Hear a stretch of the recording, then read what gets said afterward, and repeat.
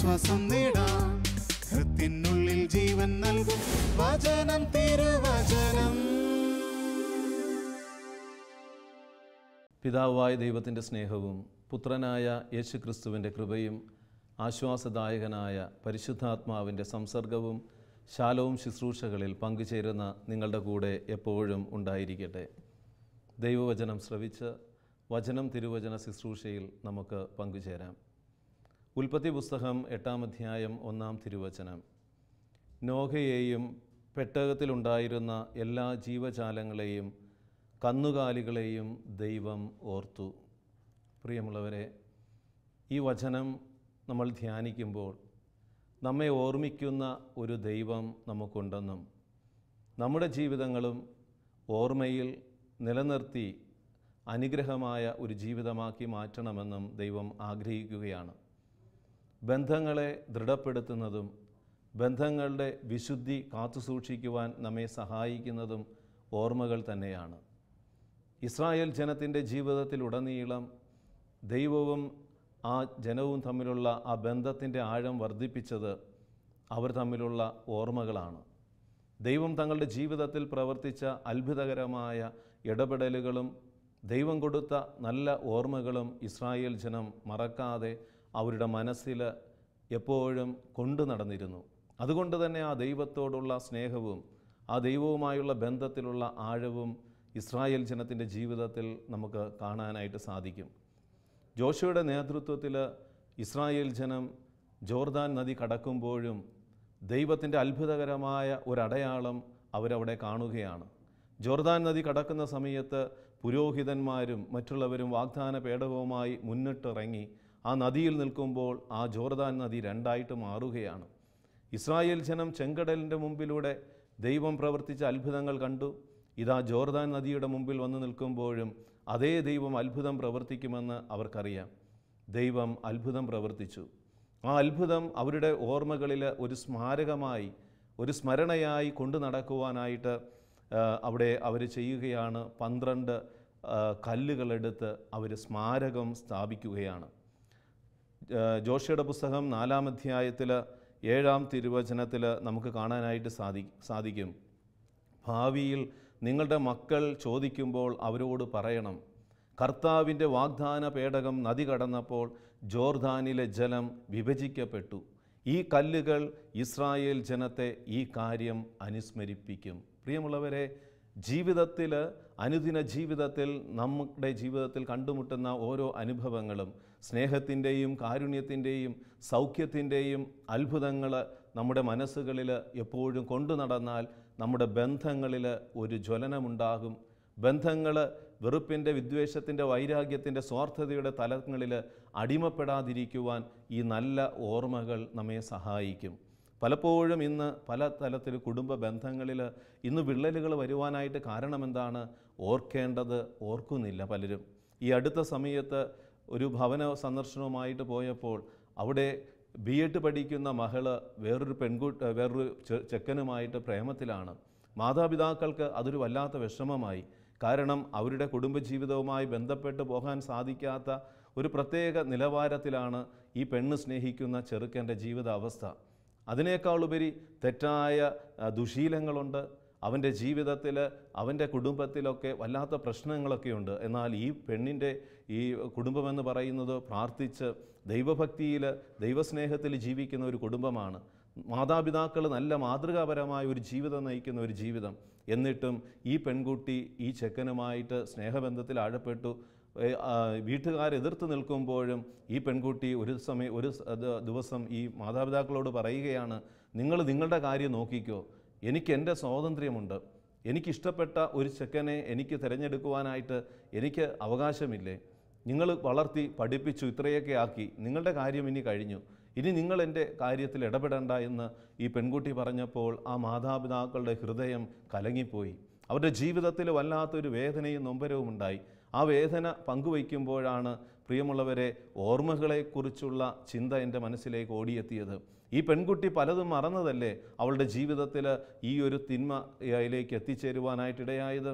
സ്വന്തം മാതാപിതാക്കളുടെ ത്യാഗവും അവരുടെ കരുതലും സ്നേഹവുമൊക്കെ മറന്നുപോയത് കൊണ്ടല്ലേ ഈ പെൺകുട്ടി ഈ തകർച്ചയിൽ ചെന്ന് വീണത്. പ്രിയമുള്ളവരെ, ദാനിയേൽ പ്രവാചകൻ്റെ പുസ്തകം 14-ാം അധ്യായം 38 ദാനിയേൽ പ്രവാചകൻ എപ്പോഴും ദൈവത്തെ ഓർമ്മിച്ച് നടന്ന ഒരു വ്യക്തിയായിരുന്നു. തൻ്റെ ജീവിതത്തിൽ നടക്കുന്ന ഓരോ അനുഭവങ്ങളിലും തന്നെ ഓർമ്മിക്കുന്ന ഒരു ദൈവം കൂടെയുണ്ടെന്ന് ദാനിയേൽ അത് ഉള്ളിൽ കൊണ്ടു നടന്നപ്പോൾ ജീവിതത്തിലെ ഏതവസ്ഥയിലും ദൈവവുമായുള്ളൊരു ബന്ധത്തിന് വിള്ളൽ വരുവാൻ അത് ഇടയാക്കിയില്ല. എപ്പോഴും ദൈവവുമായൊരു ബന്ധം ദൃഢപ്പെട്ടു നിന്നിരുന്നു. പ്രിയമുള്ളവരെ, ബാബിലോൺ രാജ്യത്ത് ദാനിയേൽ അവിടെ എത്തിച്ചേരുമ്പോൾ അവിടെ ബാൽദേവന്മാരെ ആരാധിക്കുന്ന ബേൽദേവനെ ആരാധിക്കുവാൻ ദാനിയേൽ തയ്യാറാകാതെ വരുമ്പോൾ സിംഹക്കുഴിയിലേക്ക് ദാനിയേലിനെ വലിച്ചെറിയുകയാണ്. ഈ സിംഹക്കുഴിയിൽ കിടക്കുമ്പോഴും ദാനിയേൽ ദൈവത്തെക്കുറിച്ചാണ് ഓർക്കുന്നത്. കാരണം തന്നെ നയിക്കുന്ന, സ്നേഹിക്കുന്ന, കരുതുന്ന ഒരു ദൈവമുണ്ട്. ആ ദൈവം എന്നെ കാണുന്നുണ്ട്, അവൻ എന്നെ ഓർമ്മിക്കുന്നുണ്ട്. ആ ദൈവത്തെ ദാനിയേലും ഓർമ്മിക്കുവാൻ തയ്യാറായി. ആ നിമിഷം തന്നെ സിംഹക്കുഴിയിൽ കിടക്കുന്ന ദാനിയേലിന് ഭക്ഷണം കൊടുക്കുവാൻ ദൈവം ഇടപെടുകയാണ്. ഹബക്കൂക്ക് പ്രവാചകനോട് പറയുകയാണ്, നീ ബാബിലോണിലെ സിംഹക്കുഴിയിൽ ചെന്ന് ആ സിംഹക്കുഴിയിൽ ദാനിയേൽ എന്ന് പറഞ്ഞ വിശ്വസ്തനായ, എന്നെ ഓർക്കുന്ന, എന്നെ സ്നേഹിക്കുന്ന ഒരുവൻ കിടപ്പുണ്ട്, അവൻ ഈ ഭക്ഷണം കൊടുക്കണം. ദാനിയേൽ പ്രവാചകൻ്റെ പുസ്തകത്തിൽ നമ്മൾ കാണുന്നുണ്ട് 14-ാം അധ്യായത്തിൽ 18-ാം തിരുവചനങ്ങളിൽ മനോഹരമായിട്ട് ദാനിയേൽ ഈ ഭക്ഷണപ്പൊതി ഹബക്കൂക്ക് പ്രവാചകൻ സിംഹക്കുഴിയിൽ കൊണ്ടിടുമ്പോൾ ആ ഭക്ഷണപ്പൊതി എടുത്തിട്ട് ദാനിയേൽ പ്രകാരം പ്രാർത്ഥിക്കുന്നുണ്ട്, ദൈവമേ, അങ്ങെന്നെ ഓർമ്മിച്ചിരിക്കുന്നു, അങ്ങയെ സ്നേഹിക്കുന്നവരെ അങ്ങ് ഉപേക്ഷിക്കുന്നില്ല. ദൈവമേ, അങ്ങെന്നെ ഓർമ്മിച്ചിരിക്കുന്നു, അങ്ങയെ സ്നേഹിക്കുന്നവരെ അങ്ങ് ഉപേക്ഷിക്കുന്നില്ല. പ്രിയമുള്ളവരെ, ഈ ദിനത്തിൽ ഓർമ്മകളുടെ ജീവിതം നയിക്കുന്നവരാണോ ഞാനും നിങ്ങളുമെന്ന് ഒന്ന് ധ്യാനിക്കുന്നത് നന്നായിരിക്കും. പ്രഭാഷകൻ്റെ പുസ്തകം 7-ാം അധ്യായം 27-28 തിരുവചനം ഇപ്രകാരമാണ്, പൂർണ്ണ ഹൃദയത്തോടെ പിതാവിനെ ബഹുമാനിക്കുക, നൊന്തുപെറ്റ അമ്മയെ മറക്കരുത്, മാതാപിതാക്കന്മാരാണ് നിങ്ങൾക്ക് ജന്മം നൽകിയതെന്ന് ഓർമ്മിക്കുക, നിനക്കവരുടെ ദാനത്തിന് എന്ത് പ്രതിഫലം നൽകാൻ കഴിയും. ഇന്ന് മാതാപിതാക്കളും മക്കളും തമ്മിലുള്ള ബന്ധങ്ങളുടെയൊക്കെ വിള്ളലിൻ്റെ പ്രധാന കാരണം ഓർമ്മകൾ ഹൃദയത്തിൽ, ചിന്തകളിൽ കൊണ്ടു നടക്കുന്നില്ല. മക്കൾ മാതാപിതാക്കളെക്കുറിച്ചുള്ള ഓർമ്മകൾ കൊണ്ടു നടന്നാൽ മാതാപിതാക്കൾക്കെതിരെ എങ്ങനെ പ്രവർത്തിക്കാൻ കഴിയും? അവരുടെ ഹൃദയത്തെ എങ്ങനെ വേദനിപ്പിക്കാൻ കഴിയും? അവർക്കിഷ്ടമില്ലാത്ത പ്രവർത്തനങ്ങളിൽ, തിന്മകളിൽ, ബന്ധങ്ങളിൽ എങ്ങനെ ഈ മക്കൾ ചെന്ന് വീഴും? ഈ തകർച്ചകളിൽ ചെന്ന് വീഴാൻ കാരണം മറ്റൊന്നുമല്ല, മാതാപിതാക്കളുടെ ത്യാഗത്തെ മക്കൾ ഓർമ്മിക്കുന്നില്ല. മാതാപിതാക്കളുടെ ത്യാഗത്തെ മക്കൾ ഓർമ്മിക്കുന്നില്ല. തോബിത്തിൻ്റെ പുസ്തകത്തിൽ 4-ാം അധ്യായം 3-ാം തിരുവചനം മനോഹരമായിട്ട്, തോബിത്തിൻ്റെ പുസ്തകത്തിൽ മനോഹരമായ ഒരു ഉപദേശം നമുക്ക് കാണാനായിട്ട് സാധിക്കും.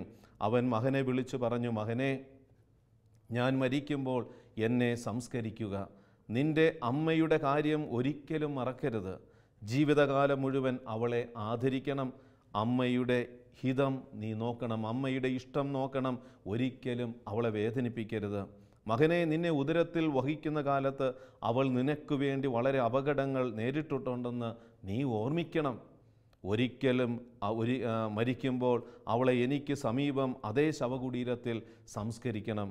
തോബിത്ത് പറയുകയാണ്, മകനെ, നിന്നെ ഉദരത്തിൽ വഹിക്കുന്ന കാലത്ത് അവൾ നിനക്ക് വേണ്ടി വളരെ അപകടങ്ങളെ നേരിട്ടിട്ടുണ്ടെന്ന് ഓർമ്മിക്കണം.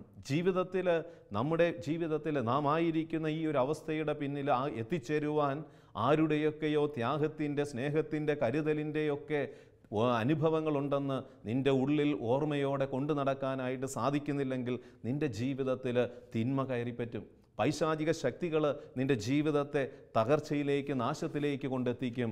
ഓർമ്മകളാണ് വിശുദ്ധമായ ഒരു ജീവിതം നയിക്കുവാൻ വ്യക്തികളെ പ്രേരിപ്പിക്കുന്നത്. ഓർമ്മകളാണ് ബന്ധങ്ങളുടെ വിശുദ്ധി കാത്തുസൂക്ഷിക്കുവാൻ ഒരു വ്യക്തിയെ പ്രേരിപ്പിക്കുന്നത്. തോബിത്തിൻ്റെ പുസ്തകത്തിൽ 10-ാം അധ്യായം 12 മനോഹരമായിട്ടൊരു സംഭവം നമുക്ക് കാണാനായിട്ട് സാധിക്കും. കുടുംബ ബന്ധങ്ങളിലൊക്കെ ഓർമ്മകൾ സൂക്ഷിക്കുന്നവരാകണം. ഭർത്താവിന് ഭാര്യയുടെയും ഭാര്യയുടെ മാതാപിതാക്കളുടെയും ഒക്കെ ഓർമ്മകൾ സൂക്ഷിക്കാൻ കഴിയണം. ഭാര്യയ്ക്ക് ഭർത്താവിനെയും ഭർത്താവിൻ്റെ മാതാപിതാക്കളുടെയും ഒക്കെ നല്ല ഓർമ്മകൾ ഹൃദയത്തിൽ കൊണ്ടു നടക്കാനായിട്ട് കഴിയണം. അപ്പോൾ നിങ്ങളുടെയൊക്കെ ജീവിതത്തിൽ തകർച്ചകൾ ഉണ്ടായിരിക്കുകയില്ല. തോബിത്തിൻ്റെ പുസ്തകം 10-ാം അധ്യായം 12 റഹുവേൽ, സാറായുടെ അപ്പൻ, സാറായെ ജീവിത പങ്കാളിയായി തോബിത്തിനെ ഏൽപ്പിച്ചിട്ട് ഇപ്രകാരം പറയുന്നുണ്ട്. അവൻ പുത്രിയോട് പറഞ്ഞു, സാറായോട് ഈ അപ്പൻ പറയുകയാണ്, പുത്രിയോട് പറഞ്ഞു, നിൻ്റെ ഭർത്താവിൻ്റെ മാതാപിതാക്കന്മാരെ ബഹുമാനിക്കുക, അവരാണ് ഇനിമേൽ നിനക്ക് മാതാപിതാക്കന്മാർ. നിന്നെപ്പറ്റി നല്ലത് മാത്രം കേൾക്കാൻ എനിക്കിടവരട്ടെ.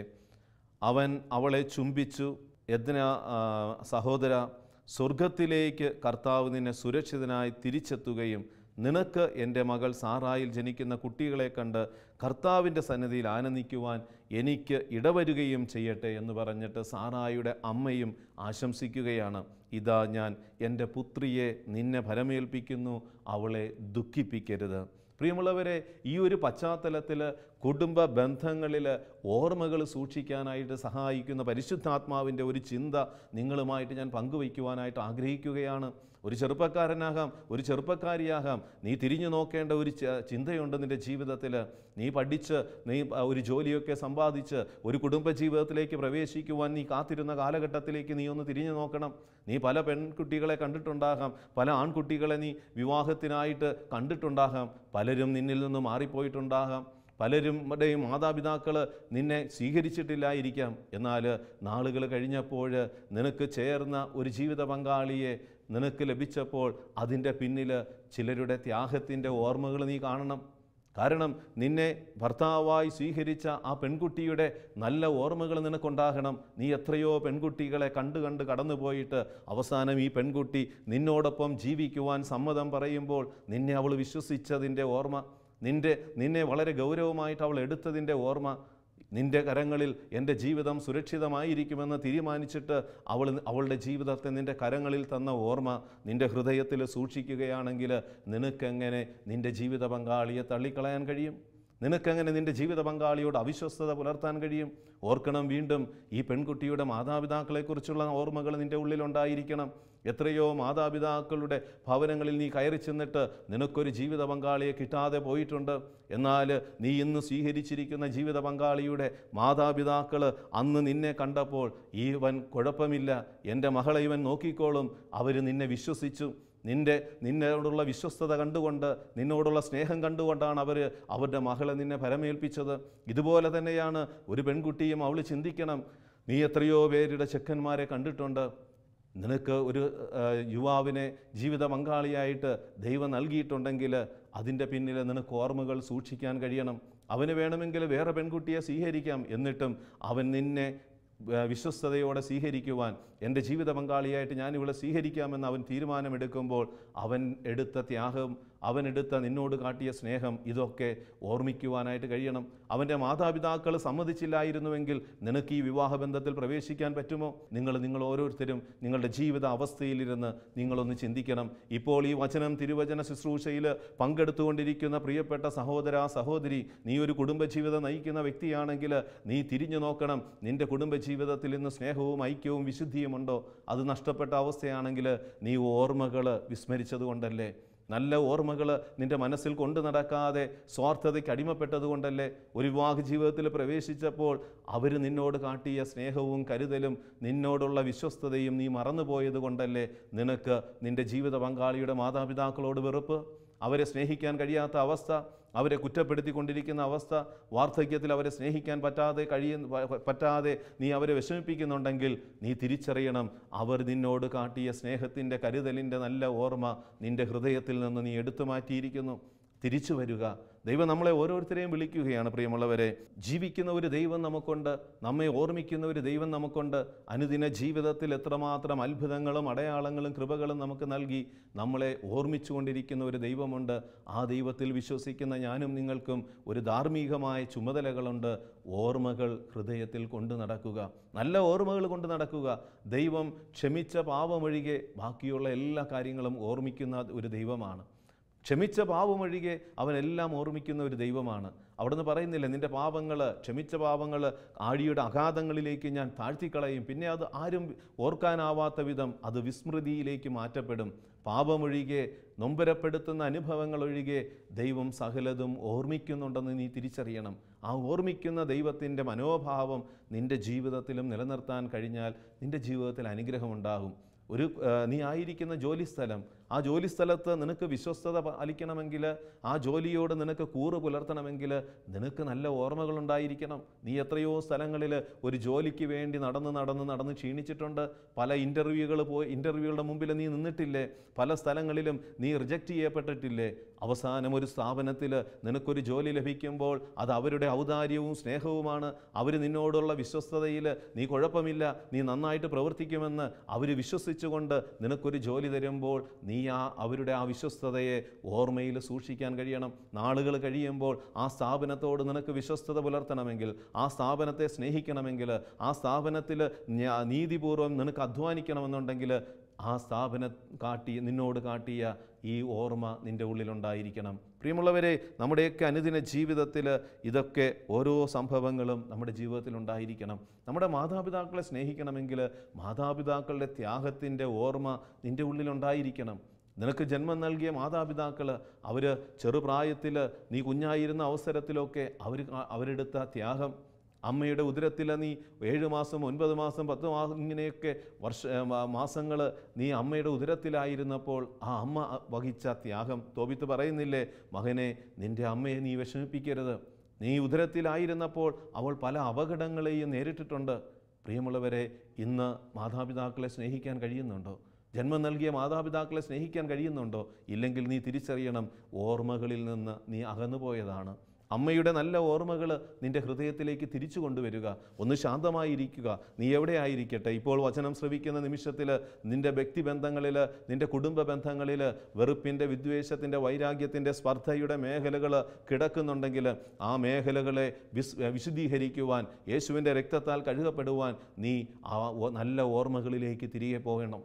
നല്ല ഓർമ്മകളിലേക്ക് നീ തിരിച്ചു നടക്കാനായിട്ട് കഴിയണം. നീ കുഞ്ഞായിരുന്നപ്പോൾ അവർ വഹിച്ച ത്യാഗം നീ ചോദിക്കാതെ തന്നെ അവരെത്രയോ നിന്നെ കരുതി. നിൻ്റെ വളർച്ചയ്ക്ക് വേണ്ടി, നിൻ്റെ വിദ്യാഭ്യാസത്തിന് വേണ്ടി, നിൻ്റെ സുരക്ഷിതത്വത്തിന് വേണ്ടി അവരേറ്റെടുത്ത ത്യാഗത്തിൻ്റെ ആ ഓർമ്മകൾ നിൻ്റെ ഉള്ളിൽ മായാതെ നിൽക്കുമ്പോൾ നിനക്ക് അവരിന്ന് ഉപകാരമില്ലെങ്കിലും, അവരെ കൊണ്ട് ഒരു ഉപകാരവുമില്ലെങ്കിലും നിനക്ക് അവരെ സ്നേഹിക്കാൻ പറ്റും. അതല്ലെങ്കിൽ എന്താണ്? ഇന്ന് മാതാപിതാക്കളെ വഴിയിൽ വലിച്ചെറിയുന്ന മക്കളെ നമ്മൾ കാണുന്നില്ലേ? കാരണം എന്താണ്? ഈ മാതാപിതാക്കൾ ഈ മക്കൾക്ക് കൊടുത്ത ത്യാഗത്തിൻ്റെ, സ്നേഹത്തിൻ്റെ ഓർമ്മ മക്കളുടെ ചിന്താമണ്ഡലങ്ങളിൽ നിന്ന് സ്വാർത്ഥത മൂലം അവരെടുത്തു മാറ്റി. സ്വാർത്ഥത മൂലം ഈ ചിന്തകൾ, ഓർമ്മകളെ അവർ വിസ്മരിച്ചു. ഓർമ്മകൾ വിസ്മരിക്കുന്നിടത്ത് ബന്ധങ്ങൾ മുറിക്കപ്പെടുമെന്ന് തിരിച്ചറിയണം. ഓർമ്മകൾ വിസ്മരിക്കപ്പെടുന്നിടത്ത് ബന്ധങ്ങളുടെ സാന്നിധ്യവും സ്നേഹവും നഷ്ടപ്പെടുമെന്ന് തിരിച്ചറിയണം. ഓർമ്മകളാണ് ബന്ധങ്ങളെയും നമ്മുടെ ജീവിതത്തെയും പ്രകാശിപ്പിക്കുന്നത്. കർത്താവായ ഈശോയ്ക്ക് പോലും അതറിയാം. അതുകൊണ്ടാണ് അവൻ അന്ത്യത്താഴ സമയത്ത് പോലും ഇത് നിങ്ങളെൻ്റെ ഓർമ്മയ്ക്കായി ചെയ്യുവനെന്ന് പറഞ്ഞുകൊണ്ട് ആ തിരുവത്താഴത്തിൻ്റെ മനോഹരമായ ദിവ്യ മുഹൂർത്തം ഓർമ്മകളിൽ നിലനിർത്തി സ്നേഹത്തിൻ്റെ, സാഹോദര്യത്തിൻ്റെ, കരുതലിൻ്റെ ജീവിതം നയിക്കുവാൻ അവൻ ദിവ്യകാരുണ്യം സ്ഥാപിച്ചത്. ഓരോ വിശുദ്ധ കുർബാനയിൽ പങ്കെടുക്കുമ്പോഴും നമ്മുടെ ഓർമ്മകൾ അവൻ്റെ കാൽവരി ബലിയിലേക്ക് കടന്നു പോകുന്നില്ലേ? കാൽവരി ബലിയുടെ ഓർമ്മകൾ നിൻ്റെ ജീവിതത്തിൽ നഷ്ടപ്പെടുമ്പോൾ കുർബാന വെറുമൊരു ആചരണമായിട്ട് മാറും. നിൻ്റെ ജീവിതത്തിൽ നിൻ്റെ ഓർമ്മകൾ, കാരണം വിശുദ്ധ കുർബാനയിൽ സജീവമായി പങ്കെടുക്കണമെങ്കിൽ ആ കുർബാനയുടെ വിശുദ്ധിയും ആ ദൈവ സാന്നിധ്യവും നിനക്ക് അനുഭവിക്കണമെന്നുണ്ടെങ്കിൽ നീ ആ ഓർമ്മകളിലേക്ക് നീ തിരിഞ്ഞു പോകാനായിട്ട് കഴിയണം. ആ ഓർമ്മകൾ നിൻ്റെ ഉള്ളിൽ സജീവമായി നിൽക്കണം. കർത്താവായ ഈശോ തൻ്റെ പരസ്യ ജീവിതത്തിലൂടെയും പീഡാസഹനങ്ങളിലൂടെയും കടന്നുപോയ ആ സഹന അനുഭവങ്ങൾ, നിനക്ക് വേണ്ടി, നിൻ്റെ പാപങ്ങൾക്ക് വേണ്ടി അവൻ വഹിച്ച ആ പീഡ അനുഭവങ്ങളും ക്രൂശുമരണവും, അവൻ ശരീരത്തിൽ ഏറ്റുവാങ്ങിയ പീഡാസഹനങ്ങളും, അവൻ മുറിക്കപ്പെട്ട നിമിഷങ്ങളുമൊക്കെ നിൻ്റെ മനസ്സിൽ ചേർത്ത് ആ ഓർമ്മകളോടുകൂടി വിശുദ്ധ കുർബാനയിൽ നീ പങ്കെടുക്കുമ്പോൾ ആ വിശുദ്ധ കുർബാന ഒരു അഭിഷേകമായി, ഒരനുഭവമായി, ഒരു ബന്ധത്തിലേക്ക് നിന്നെ കൊണ്ടെത്തിക്കും. യേശുവുമായുള്ളൊരു ബന്ധത്തിലേക്ക് നിന്നെ കൊണ്ടെത്തിക്കുന്നത് കാൽവരിയിലെ ഓർമ്മകളല്ലേ? ഇന്ന് എത്രയോ പേര് വിശുദ്ധ കുർബാനയിൽ വന്നിട്ട് ദൈവത്തെ മറന്ന്, ആ ദൈവത്തിൻ്റെ സാന്നിധ്യത്തെ മറന്ന് ആ വിശുദ്ധ കുർബാനയെപ്പോലും വികലമാക്കുന്ന രീതിയിൽ പ്രവർത്തിച്ച് കടന്നു പോകുന്നവർ. തോബിത്തിൻ്റെ പുസ്തകത്തിലെ 4-ാം അധ്യായം 5-ാം തിരുവചനത്തിൽ പ്രകാരമാണ്, മകനെ, ജീവിതകാലം മുഴുവൻ നമ്മുടെ ദൈവമായ കർത്താവിനെ ഓർക്കുക. ഒരിക്കലും പാപം ചെയ്യുകയോ അവിടുത്തെ കൽപ്പനകൾ ലംഘിക്കുകയോ അരുത്. ജീവിതകാലത്ത് മുഴുവനും, നിൻ്റെ ജീവിതകാലം മുഴുവനും നിനക്ക് ഒരു ഓർമ്മയുണ്ടായിരിക്കണം ദൈവം നിന്നോട് കാട്ടിയ കരുതലും സ്നേഹവും. ദൈവത്തെ പോലും ഇന്ന് ഓർമ്മിക്കാതെ ജീവിക്കുന്ന ജീവിതങ്ങളെ നമുക്ക് കാണാനായിട്ട് സാധിക്കും. മനുഷ്യനിന്ന് തിരക്ക് പിടിച്ച ഒരു ലോകത്തിലാണ്, സ്വാർത്ഥതയ്ക്ക് അടിമപ്പെട്ട ഒരു ജീവിതം നയിക്കുന്നത് കൊണ്ട് വെപ്രാളപ്പെട്ടിങ്ങനെ ഓടുകയാണ്, എല്ലാം വിസ്മൃതിയിലാക്കിക്കൊണ്ട്. കഴിഞ്ഞകാല ജീവിതത്തിലെ സഹനത്തിൻ്റെ, ത്യാഗത്തിൻ്റെ, വേദനയുടെ ഓർമ്മകൾ നിൻ്റെ ഹൃദയത്തിൽ കൊണ്ടു നടക്കുവാൻ നിനക്ക് സാധിച്ചാലേ നിൻ്റെ ജീവിതത്തിൽ അനുഗ്രഹവും സമാധാനവും സന്തോഷവും ബന്ധങ്ങളിൽ ഒരു ഊഷ്മളതയും അനുഭവിക്കാനായിട്ട് പറ്റുകയുള്ളൂ. പ്രിയമുള്ളവരെ, ഞാൻ പറഞ്ഞു, ഒത്തിരി സംഭവങ്ങൾ നമ്മുടെ അനുദിന ജീവിതത്തിൽ കാണാനായിട്ട് സാധിക്കും. ഇന്ന് മാതാപിതാക്കളും മക്കളും തമ്മിലുള്ള ബന്ധത്തിൽ വിള്ളലുകൾ വന്നിട്ടുണ്ടെങ്കിൽ, സഹോദരങ്ങൾ തമ്മിലുള്ള ബന്ധത്തിൽ വിള്ളലുകൾ വന്നിട്ടുണ്ടെങ്കിൽ അവർ പലതും ഓർക്കാൻ മടിക്കുന്നത് കൊണ്ടാണ്, ഓർമ്മകളിൽ നിന്ന് അകന്നു പോയത് കൊണ്ടാണ് ഇന്ന് ബന്ധങ്ങൾ പോലും അന്യമായി മാറുന്നത്. ഒരേ കുടുംബത്തിൽ വളർന്ന് പരസ്പരം സ്നേഹിച്ച് തമാശകൾ പറഞ്ഞ് പൊട്ടിച്ചിരിച്ച് വളർന്നു വന്ന ആ നല്ല ഓർമ്മകൾ നഷ്ടപ്പെട്ടതുകൊണ്ട് ഇന്ന് സഹോദരങ്ങൾ ശത്രുക്കളായി മാറുകയാണ്. കുറച്ച് പണത്തിന് വേണ്ടി, സമ്പത്തിന് വേണ്ടി, ലോകത്തിലെ സുഖസൗകര്യങ്ങൾക്ക് വേണ്ടി ബന്ധങ്ങളെപ്പോലും മുറിച്ചു മാറ്റുവാൻ ഇന്ന് മനുഷ്യൻ നിലപാടുകൾ എടുക്കുവാൻ കാരണമെന്തേ? ഓർമ്മകൾ അവൻ കരുതുന്നില്ല, ഓർമ്മകളെ അവൻ വിസ്മൃതിയിലാക്കുകയാണ്. നല്ല ഓർമ്മകൾ നമുക്ക് ഹൃദയത്തിൽ സൂക്ഷിക്കാം. പ്രിയമുള്ളവരെ, ഈ തിരുവചനത്തിലൂടെ ദൈവം നമുക്ക് നൽകുന്ന സന്ദേശം മറ്റൊന്നുമല്ല, ഓർമ്മകളിൽ വിശുദ്ധമായ ഓർമ്മകൾ മറക്കാതെ ഉള്ളിൽ കൊണ്ടു നടക്കുക. ദൈവം നിൻ്റെ ജീവിതത്തിൽ വിശുദ്ധമായ ഓർമ്മകൾ നൽകിയിട്ടുണ്ട്. നീ ഒരു കുടുംബത്തിൽ ജനിച്ചിട്ടുണ്ടെങ്കിൽ ആ കുടുംബത്തിൽ നിന്നെ സ്നേഹിച്ച നിൻ്റെ മാതാപിതാക്കളുടെ വിശുദ്ധമായ ഓർമ്മകൾ, ഒരമ്മ നിന്നെ ഉദരത്തിൽ വഹിച്ചപ്പോൾ ആ അമ്മ കടന്നുപോയ സഹനത്തിൻ്റെ, ത്യാഗത്തിൻ്റെ, നൊമ്പരത്തിൻ്റെ ഓർമ്മകൾ നിൻ്റെ ഉള്ളിലുണ്ടെങ്കിൽ ആ അമ്മയെ നിനക്ക് സ്നേഹിക്കാൻ പറ്റും. എന്ന് നീ ഈ ഓർമ്മ നഷ്ടപ്പെടുത്തുന്നുവോ അന്ന് നീ അമ്മയുടെ നേരെ കയർക്കും, അമ്മയുടെ നേരെ വിരൽ ചൂണ്ടും, അമ്മയെ അടിക്കുവാനും തൊഴിക്കുവാനുമായി നിൻ്റെ ജീവിതം താഴ്ന്ന അവസ്ഥയിലെത്തും. കാരണം എന്താണ്? ആ അമ്മ വഹിച്ച ത്യാഗത്തെ നീ മറന്നുപോയി.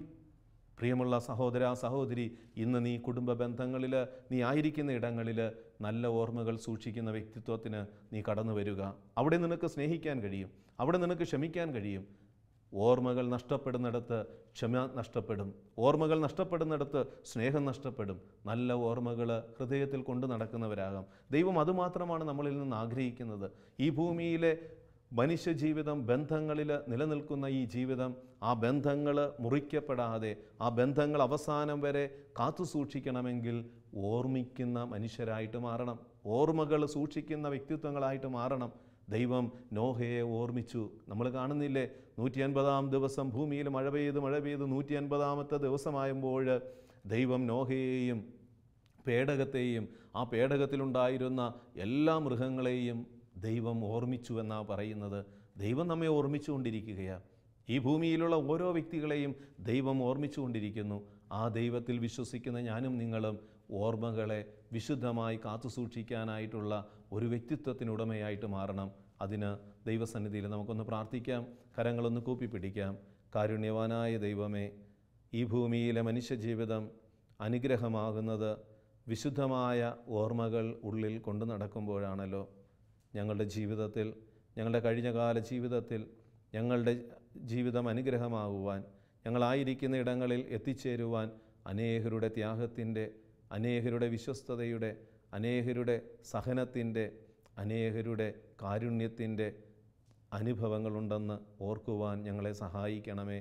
ആ ഓർമ്മകളിൽ നിലനിർത്തി എല്ലാവരെയും ഉൾക്കൊള്ളുവാനും സ്നേഹിക്കുവാനും അവർക്ക് അവകാശപ്പെട്ടത്, അർഹതപ്പെട്ടത് കൊടുത്ത് സ്നേഹത്തിൻ്റെ ജീവിതം നയിക്കുവാനും ഞങ്ങളെ അനുഗ്രഹിക്കണമേ. നിത്യം പിതാവും പുത്രനും പരിശുദ്ധാത്മാവുമായ സർവേശ്വര എന്നേക്കും ആമേൻ.